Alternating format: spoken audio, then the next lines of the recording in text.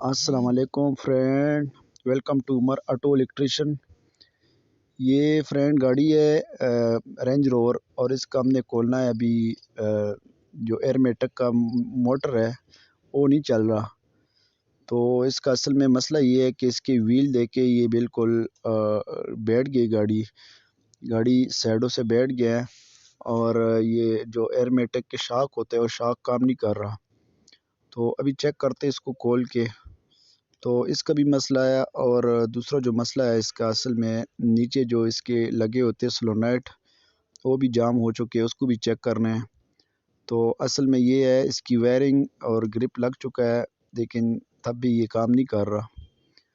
تو یہ range Rover ہے 3 ماڈل، اور اس کا جو موٹر ہے، یہ موٹر ہم نے کھول دیا۔ یہ اس کا موٹر ہے، جو مشین ہے جس سے یہ چلتا ہے، جو پریشر بنتا ہے، یہ وہ مشین ہے۔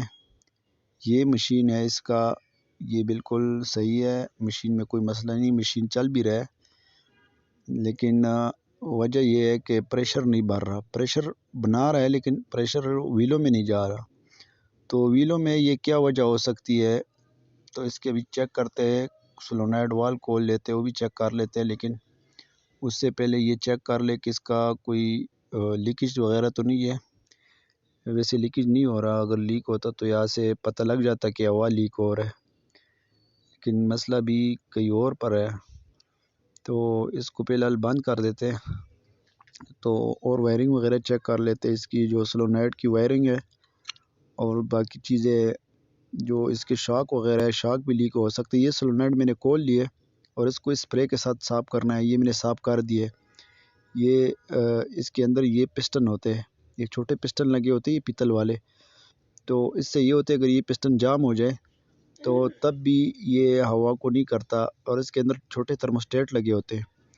جو چھوٹے تھرموسٹیٹ ہوتے ہیں وہ پھر ہوا اس سے نہیں، ویلوں میں نہیں جا سکتا، اور اس کی وجہ سے یہ کام نہیں کرتا۔ ابھی سلونائٹ صاف کر لیے، لیکن یہ چیک کرتے ہیں اس کا جو کلیبریشن ہے چاروں ویلوں کو ہی، اس کا بھی میں طریقہ آپ کو سمجھاتا ہوں۔ یہ میں آگے اس کا جو سسٹم ہے، اسپیشل سسٹم جو ہے اس کا، اس میں آگے ہوں، جس سے یہ کلیبریشن ہوتا ہے۔ تو آپ یہ دیکھیں، یہ بہت ضروری ہے، یہ آپ کو دیکھنا چاہیے۔ یہ کلیبریشن یہاں سے ہوتا ہے اس کا۔ تو ابھی اس کی 16 انچ 18 انچ جو اس کی لینتھ ہے، اونچائی ہے گاڑی کی، تو اس کے ساتھ ابھی ہم کرتے ہیں 680۔ ہم چاروں ویلوں کا کرتا ہے 680 پہ، یہ چاروں ویل ہم برابر کرتے ہیں۔ یہ لیفٹ ویل ہے، اور رائٹ کرتے ہیں، اور پھر ریئر لیفٹ، اور پھر ریئر رائٹ، یہ سب بھی ایک برابر کر لیتے ہیں یہاں سے۔ تو آپ نے سب کو ایک برابر کرنا ہے۔ اگر ویل آپ کا پچھلا بیٹھ گیا ہے، زیادہ بیٹھ گیا، تو پھر آپ نے پچھلے ویل کو زیادہ کرنا ہے۔